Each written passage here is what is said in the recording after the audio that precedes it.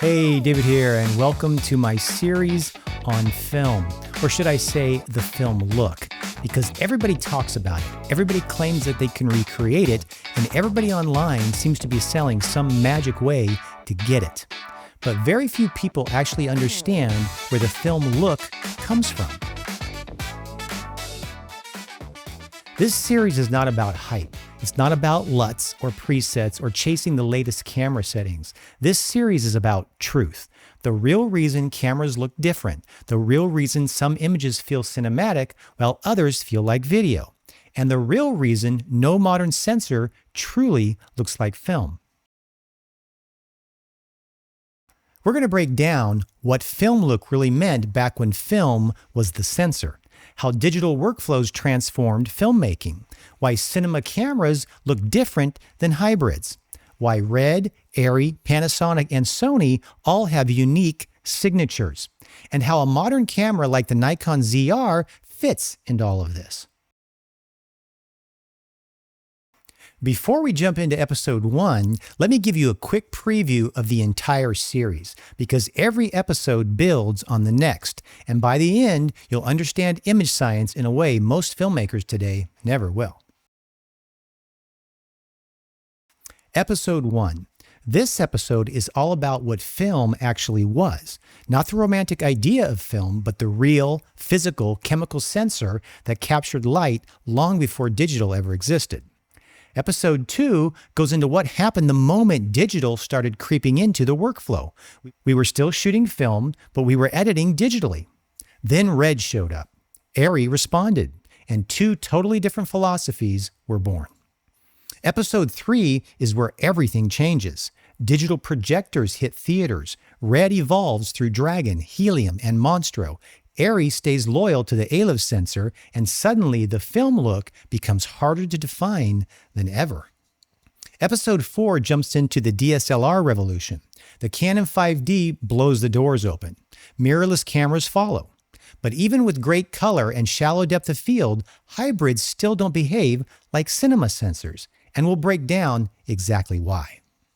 Episode 5 is the heart of the entire series. It's all about the sensor.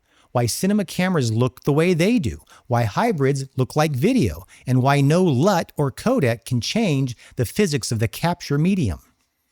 Episode 6 focuses on the Nikon ZR, or Z-Red as I like to call it, the first hybrid-style body that actually leans towards cinema instead of video.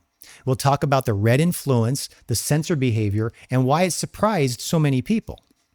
And finally, episode 7 ties it all together. A straight, no-nonsense conclusion about what cinematic really means today, and why most creators should stop chasing looks and start understanding their sensor. All right, let's get into episode 1. When people say film look or cinematic, do they even know what they're talking about anymore? Because everybody online is selling LUTs, or grain packs, or cinematic profiles, and they act like that's what makes something look like a movie. But here's the truth. Most people today have never seen real film projected, and almost nobody under 30 has ever touched film, or cut it, or smelled the acetate, or heard the clacking of a moviola. So in this series, we're going to clear the fog. We're going back to the beginning, to what film look actually means, not the marketing version, the real version. And at the end of each episode, I'm going to show you how all of this leads to a single idea. It's all about how the image is captured, whether it's film or digital, whether you're holding a $500 camera or a $50,000 camera. The look comes from the sensor. But before sensors existed, film was the sensor. Let's start with something simple. People say things like, I want a film look. I'm chasing that cinematic feel. This LUT makes it look like film. But ask them what that actually means, and most people can't answer. Some think it means soft colors. Some think it means lower contrast. Some think it means grain. Some think it just means 24 frames per second. And some people literally think cinematic means I saw this movie in a cinema. So anything that reminds me of that must look cinematic. We've blurred the definition so badly that film look today has almost nothing to do with actual film. let's talk about what film actually was and or is. Film didn't just inspire the digital sensor. Film was the sensor. It was the thing capturing light, and it captured light in a completely physical, chemical, analog process.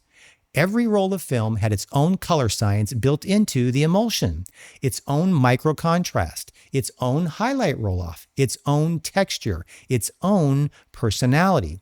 You didn't choose a picture profile. You chose Kodak 5219 or Fuji Eterna, and that decided your look long before the camera ever rolled. No LUT, no log profile, no S-curve, nothing digital. It was all chemistry. And here's something most people today forget. Film wasn't sharp. Film wasn't clean. Film wasn't consistent. Film didn't look like video. Film didn't look like digital. Film looked like film. And after filming, the process stayed physical. Editing was done on a moviola. Yes, literally cutting and taping physical film strips together. If you were lucky, you graduated to a flatbed Steenbeck. But the point is, there was nothing digital about the process at all. No timelines, no color wheels, no waveform monitors. Film was shot, cut, viewed, colored, and finished as film. And the image stayed film all the way through. Then the digital age crept in, slowly. At first, we didn't shoot digital. We just edited digitally. So the workflow became shoot on film, transfer to video, lightly color, edit, output back to video or film. Color grading wasn't grading like today. It was minimal, subtle, often just exposure adjustment. And here's the key.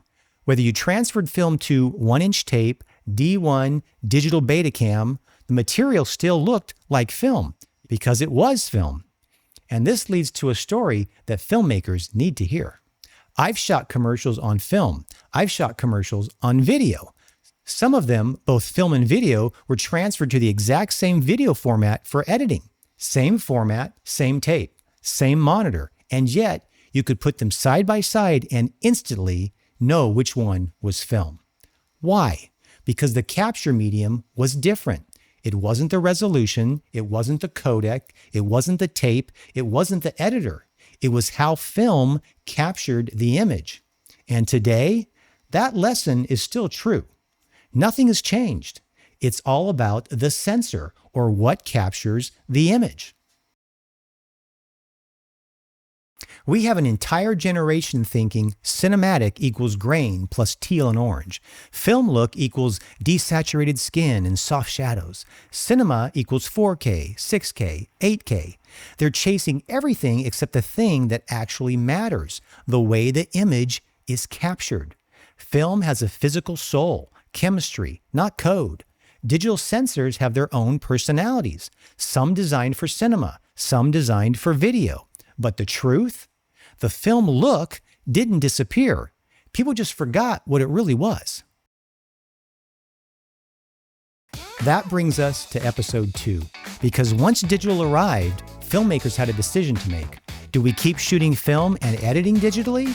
Or do we try shooting digital? Even though early digital looked nothing like film. Then Red showed up. Then Arri answered. And everything changed.